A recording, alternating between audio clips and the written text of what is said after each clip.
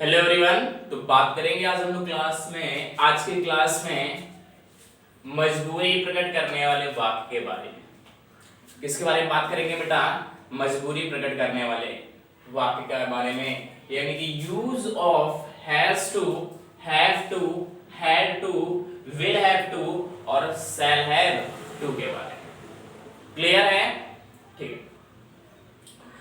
तो अभी तक हम लोगों ने बात किया था has, have, had, will have, shall have पढ़ लिया हम लोगों ने। इंपरेटिव सेंटेंस पढ़ लिया हमने। आदत करने वाले वाक्य हम लोगों ने पढ़ लिए। ठीक है। सेंटेंस और इट्स पार्ट्स भी पढ़ लिया। ठीक है। तो आज हम लोग पढ़ेंगे मजबूरी प्रकट करने वाले वाक्य।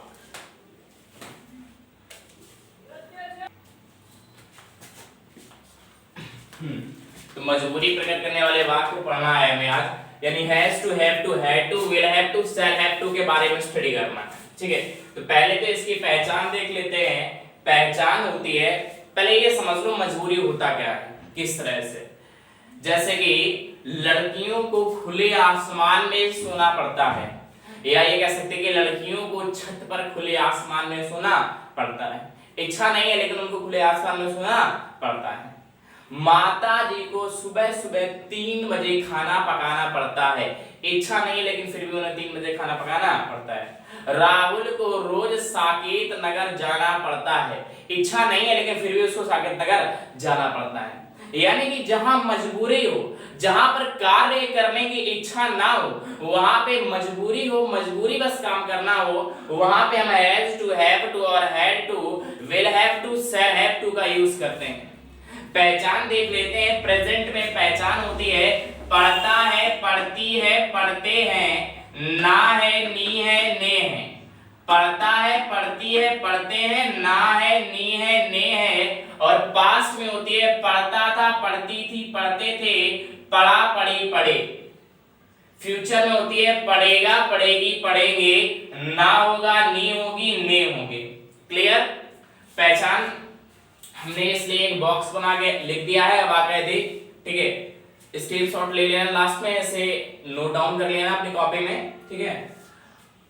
तो पहचान तो क्लियर हो गई है। बनाने का स्ट्रक्चर क्या होता है, जरा स्ट्रक्चर देख लेते हैं। सबसे पहले बेटा फर्स्ट नंबर पे सब्जेक्ट आता है, उसके बाद हमने ये has to, have to, had to, will have to, shall have to नहीं लिखा, हमने सीधे यहाँ पे क्या लिख दिया, PERFECT, परफेक्ट की हेल्पिंग वर्ब। यानी टेंस के अनुसार, टेंस के अनुसार परफेक्ट की हेल्पिंग वर्ब। यदि प्रेजेंट टेंस है तो प्रेजेंट टेंस में प्रेजेंट परफेक्ट की सहायक क्रिया क्या होती है बेटा? हैज और हैव, हैज और हैव होती है। तो यहाँ पे हैज और हैव, उसके बाद टू, तो हैज टू, हैव टू बन गया ना। यदि पास्ट है तो पास्ट परफेक्ट की हेल्पिंग वर्ब हैड टू बन गया ना। फ्यूचर परफेक्ट के साथ क्रिया विल हैव, शैल हैव होती है, उसके बाद to will have to, shall have to हो गया ना। हमने इतना नहीं लिखा, यहाँ ज्यादा जगह घेर लेता है, इसलिए सीधे शॉर्ट में याद रखो कि सब्जेक्ट परफेक्ट के हेल्पिंग वर्ब, उसके बाद टू। क्लियर? उसके बाद वर्ब की फर्स्ट फॉर्म, उसके बाद ऑब्जेक्ट, उसके बाद अदर वर्ड। क्लियर है ना? ठीक है। स्ट्रक्चर आपको समझ में आ गया। सब्जेक्ट परफेक्ट की हेल्पिंग वर्ब, टू वर्ब की first form, object, other word. और पहचान हमने लिखी है पढ़ता है, प्रेजेंट की पढ़ता है, पढ़ती है, पढ़ते हैं, ना है, नी है, ने है। पढ़ता था, पढ़ती थी, पढ़ते थे, पढ़ा, पढ़ी, पढ़े। फ्यूचर में पढ़ेगा, पढ़ेगी, पढ़ेंगे, ना होगा, नी होगी, ने होंगे। क्लियर है यहाँ तक? ठीक। अब आइए एग्जाम्पल के माध्यम से समझने की कोशिश करते हैं। कुछ एग्जाम्पल्स हमने लिखे हुए हैं। ठीक है। लिखा हुआ है हमें अपने भाई को देखने अस्पताल जाना पड़ता है। सबसे पहले सब्जेक्ट इच्छा नहीं करती है लेकिन मजबूरी है, जाना पड़ता है। ठीक है। तो सबसे पहले सब्जेक्ट क्या? हमें की अंग्रेजी वी। और दूसरी बात ये पढ़ता है, यहां से पहचानो मजबूरी है। और टेंस कौन सा? ता है, ती है, ते है, प्रेजेंट टेंस है, इसलिए वी बहुवचन है, इसलिए वी के साथ प्रेजेंट है, तो प्रेजेंट की परफेक्ट की सहायक क्रिया हैज और हैव होती है। वी बहुवचन, इसलिए बहुवचन कर्ता के साथ क्या लगाएंगे? हैव। उसके बाद देखो क्या है? टू, तो लगा दिया हमने टू। We have to. उसके बाद वर्ब की फर्स्ट फॉर्म, वर्ब क्या है? जाना, जाने की फर्स्ट फॉर्म को। ठीक है। टू के बाद वर्ब की फर्स्ट फॉर्म ही आएगी और कुछ नहीं आएगा। वी हैव टू गो और कहाँ देखने ना, तो टू सॉरी अस्पताल है, go to hospital to C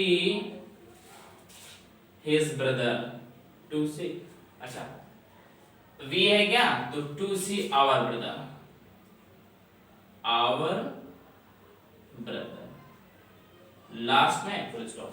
we have to go to hospital to see our brother, हमें अपने भाई को देखने अस्पताल जाना पड़ता है, ठीक है। नेक्स्ट है, तुम्हें चिट्ठी लिखनी है, इच्छा नहीं कर रही है लेकिन लिखनी है, मजबूरी है, नी है, देखो नी है, ठीक है, वो भी प्रेजेंट में मजबूरी है। सबसे पहले सब्जेक्ट क्या है, तुम्हें की अंग्रेजी यू, उसके बाद परफेक्ट के हेल्पिंग वर्ब, तो प्रेजेंट है तो प्रेजेंट के परफेक्ट की हेल्पिंग वर्ब, और प्रेजेंट परफेक्ट की हेल्पिंग वर्ब हैज और हैव, यू बहुवचन है इसलिए क्या लगाएंगे हम, हैव, और उसी के बाद ध्यान दो टू लगा दी हमने, टू के बाद वर्ब की फर्स्ट फॉर्म आएगी, तो वर्ब क्या है, लिखना, लिखने की फर्स्ट फॉर्म क्या होती है बेटा, राइट, चिट्ठी, राइट आ लेटर, पत्र या चिट्ठी की चीज, you have to write a letter, clear है। नेक्स्ट लिखा है, तुम्हें अपने मित्र की सहायता करनी है, तुम्हें अपने मित्र की क्या करनी है बेटा, सहायता करनी है, प्रेजेंट में मजबूरी है, करनी है, इच्छा नहीं लेकिन करनी है, देखो नी है ना। सबसे पहले सब्जेक्ट क्या है, यू, उसके बाद यू बहुवचन करता है, और प्रेजेंट है तो प्रेजेंट में बहुवचन करता के साथ है, उसके बाद है, देखो ध्यान से, टू स्ट्रक्चर, उसके बाद वर्ब की फर्स्ट फॉर्म, वर्ब क्या है, help, you have to help, अपने, हमने कहा था अपने शब्द दिया तो सीधे कर्ता के पास पहुंचते हैं, सब्जेक्ट क्या, यू के अकॉर्डिंग यहाँ पे योर फ्रेंड होगा, your friend, last of full stop, you have to help your friend, clear है, ठीक है। उसे कठिन समय में अपने मित्र की सहायता करनी पड़ी, ठीक है, तो सब करनी पड़ी, पास्ट है तो सबसे पहले सब्जेक्ट क्या है, ही, और पास्ट है तो पास्ट की परफेक्ट की सहायक क्रिया, अरे परफेक्ट की आती सहायक क्रिया, परफेक्ट की सहायक क्रिया हैड एक ही होती है, चाहे एक वचन करता हो चाहे बहुवचन करता हो, सबके साथ हैड लगा दिया हमने, हैड, और उसके बाद हैड के बाद ध्यान देने वाली बात क्या है, हैड के बाद क्या आएगा, टू, हैड के बाद क्या आएगा बेटा, टू, सब्जेक्ट परफेक्ट की हेल्पिंग वर्ब, और उसके बाद टू, उसके बाद वर्ब की फर्स्ट फॉर्म, वर्ब क्या है, सहायता करना, सहायता करने की क्या होती है बेटा, हेल्प, क्या होती है, help, he had to help अपने मित्र की, यानी कि his friend कठिन समय में, in hard times, कठिन समय, he had to help his friend in hard times, ठीक है। नेक्स्ट है, प्रधानाचार्य जी को शरारती लड़कों को विद्यालय से निकालना पड़ा, मजबूरी है उनको निकालना पड़ा, शरारती लड़के थे, इच्छा नहीं कर रहे थे लेकिन मजबूरन क्या करना पड़ा, निकालना पड़ा। तो प्रधानाचार्य जी को, द प्रिंसिपल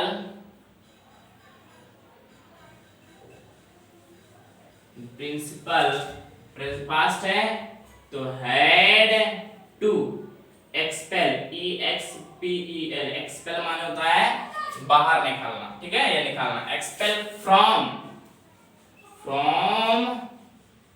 द स्कूल, या फ्रॉम स्कूल कर दो, एक्सपेल फ्रॉम स्कूल,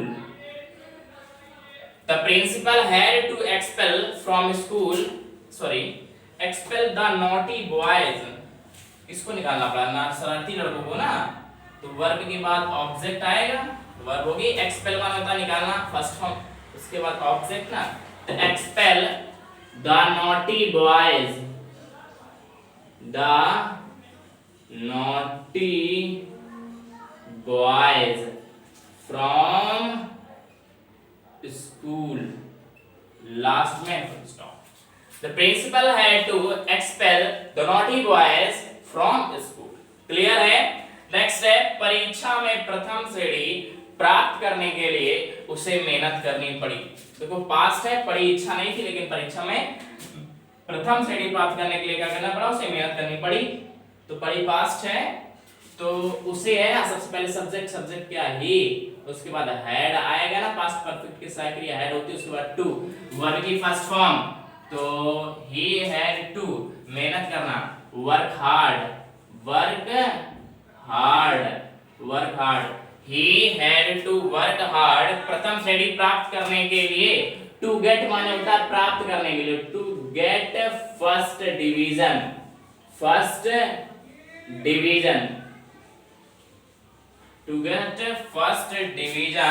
परीक्षा में, इन द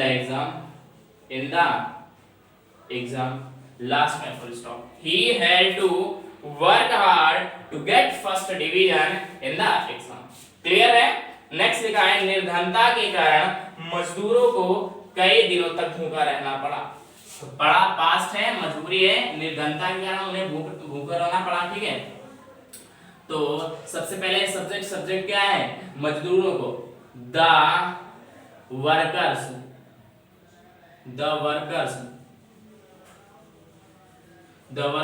पास्ट है इसलिए had to, the workers had to, भूखा रहने की होती है स्टार्व ना, कई दिनों तक, टिल नहीं, हाँ, the workers had to starve, और निर्धनता के कारण ना, तो ड्यू टू पॉवर्टी, समय वगैरह लास्ट में लिखेंगे, ड्यू टू पॉवर्टी माने होता है निर्धनता के कारण, ड्यू टू माने होता है के कारण। ठीक है, ड्यू टू माने क्या होता है, के कारण। The workers had to starve due to poverty till many days, till माने होता है तक, many days last full stop, कई दिनों तक। ठीक है, मैनी माने कई दिनों, डेज माने दिनों तक। तो the workers had to starve due to poverty till many days, ये the workers had to starve on account of poverty, या ठीक है बिकॉज ऑफ पॉवर्टी ना लिया है, ड्यू टू ज्यादा सही है, the workers had to starve due to poverty till many days. Clear है। लास्ट में बेटा क्या लगा देंगे, फुल स्टॉप। ठीक है, नेक्स्ट ध्यान दें, लिखा है हमें दिन में 2 बार पौधों को पानी देना पड़ेगा। इच्छा नहीं कर रही लेकिन देना पड़ेगा, फ्यूचर में मजबूरी है, पड़ेगा। ठीक है, तो सबसे पहले सब्जेक्ट क्या, हमें की अंग्रेजी क्या होगी बेटा, वी, उसके बाद परफेक्ट की हेल्पिंग वर्ब, प्रेजेंट परफेक्ट की सॉरी फ्यूचर है ना, फ्यूचर परफेक्ट की हेल्पिंग वर्ब लिखी हमने, विल हैव और शैल है, आई और वी के साथ, शैल बाकी सभी के साथ, विल तो वी है इसलिए शैल है, उसके बाद ध्यान दो to, we shall have to, उसके बाद वर्ब की फर्स्ट फॉर्म, पानी देना, पानी देने की क्या होती है, वाटर, क्या होती है बेटा, water, we shall have to water. हम यहाँ पे बेटा विल हैव का भी प्रयोग कर सकते हैं। ठीक है, या ये याद कर लो कि ये समझ लो कि जो मजबूरी वाले वाक्य हो उसमें हम आई और आई वी कोई भी हो सबके साथ विल लगाते हैं। ठीक है, सबके साथ क्या लगाते हैं, विल, इतना याद। या चाहे तो आप सेल कर लो, कोई मतलब वो नहीं है, चाहे आप विल लगाओ चाहे सेल लगाओ, लेकिन एक तरीके से याद कर लो विल ही लगाओ हर जगह, ज्यादा सही रहेगा। ठीक है, चलो लगा देते हैं shall he, shall have to water the plants, water the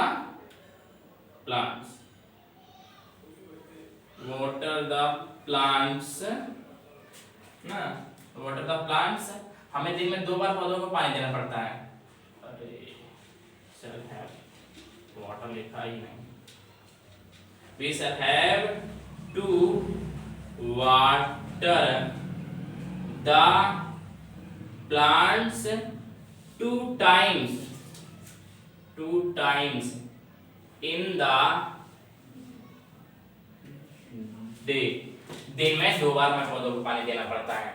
यानी we shall have to water the plants 2 times in the day। Clear है। नेक्स्ट लिखा है मुझे अतिरिक्त कक्षाएं लेनी पड़ेंगी, इच्छा नहीं कर रही है लेकिन लेनी पड़ेगी, यानी कोई टीचर अब्सेंट होगा। तो सबसे पहले आई, उसके बाद फ्यूचर है तो शैल हैव टू टेक माने होता लेना, एक्स्ट्रा क्लासेस, यानी I shall have to take extra classes. ठीक है, I shall have to take extra classes. लिखा है कि मोहन को अपने भाई के कारण अनेक कष्ट सहन करने होंगे, मोहन को अपने भाई के कारण अनेक कष्ट सहन करने होंगे। तो फ्यूचर में है, मजबूरी है, तो Mohan will have to bear माने तो साइन करना, बियर मैनी हार्ड, लिख लेते हैं नीचे, मैनी हार्ड शिप्स। ठीक है, Mohan will have to bear many hardships because of, क्या कहना, because of his brother, last में Mohan will have to bear many hardships because of his brother.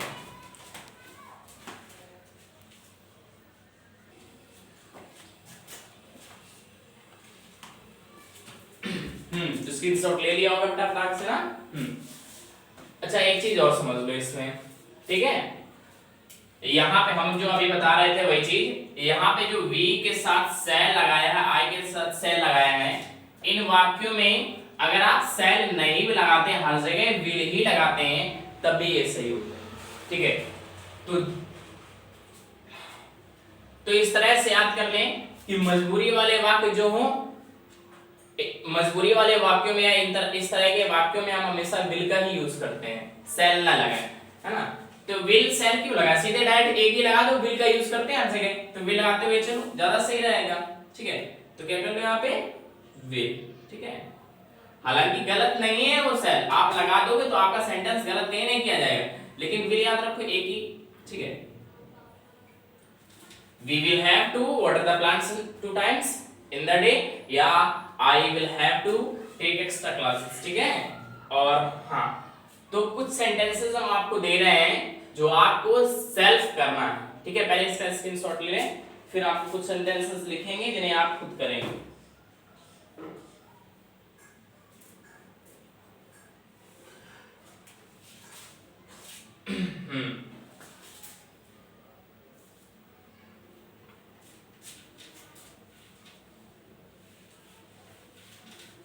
आप कुछ सेंटेंसेस लिख रहे हैं जिन्हें आप घर में सिर्फ बनाएंगे। ठीक है,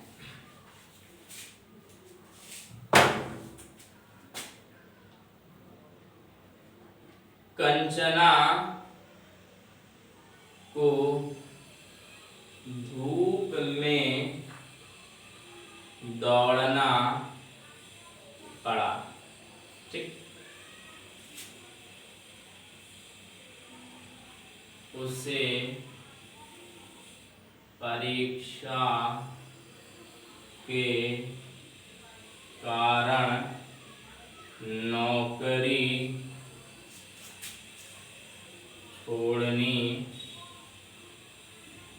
पड़ी, उसे परीक्षा के कारण नौकरी छोड़नी पड़ी।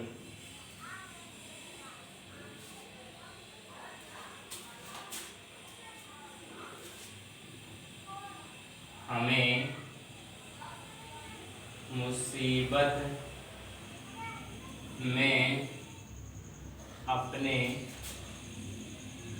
मित्र की सहायता करनी पड़ी। ठीक है, हमें मुसीबत में अपने मित्र की सहायता करनी पड़ी।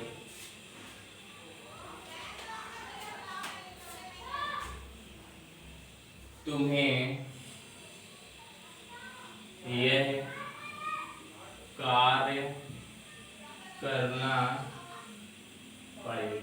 ठीक है, इतने सेंटेंसेस आप सेल्फ करेंगे। 4 सेंटेंसेस हमने आपको बोला है ताकि आप अपने आप बनाएंगे तो सेल्फ प्रैक्टिस भी हो जाएगी। ठीक है, तो आज की क्लास में हम लोग इतना ही रखेंगे, बाकी हम लोग मिलेंगे नेक्स्ट क्लास में। हाँ, तो अभी हम लोग यहाँ पे टेंसेस पढ़ रहे हैं। ठीक है, हम लोग शाम को 8 से 9 जो क्लास पढ़ते हैं उसमें 8 से 9 वाली क्लास में डायरेक्ट इनटू इनडायरेक्ट स्पीच चल रहा है। ताकि डायरेक्ट इनटू इनडायरेक्ट स्पीच कल खत्म हो जाएगा, फिर हम लोग उस वाली क्लास में पढ़ेंगे सिंथेसिस, जो केवल और केवल फर्स्ट ईयर और इंटर वाले बच्चों के लिए होगा। ठीक है, सिंथेसिस पढ़ेंगे। ठीक है, तो thank you for watching this video and take care, goodbye everyone.